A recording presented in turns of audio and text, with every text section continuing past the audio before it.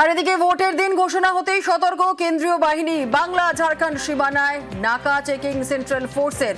বীরভূমের মোহাম্মদ বাজারেও লাগাতার গাড়িতে তল্লাশি। বাংলা ঝাড়খণ্ড সীমানায় নাকা চেকিং সেন্ট্রাল ফোর্সের। ভোটের দিন ঘোষণা হতেই সতর্ক কেন্দ্রীয় বাহিনী। আরো বিস্তারিত জানাবে সুপ্রতিম রয়েছে আমাদের সঙ্গে। সুপ্রতিম। হ্যাঁ, একদমই দেখো, ভোটের দিন ঘোষণা হওয়ার সঙ্গে সঙ্গে কিন্তু বীরভূম ঝাড়খণ্ড সীমানায় যে সমস্ত জায়গা রয়েছে সব জায়গাতেই নাকা চেকিং শুরু করেছে বীরভূম জেলা পুলিশ। এবং তার মধ্যে যে ছবি আমরা দেখাচ্ছি সেটা হচ্ছে মোহাম্মদ বাজারের ছাগলাপুরি বর্ডার, যেটাও বীরভূম ঝাড়খণ্ড সীমানায়।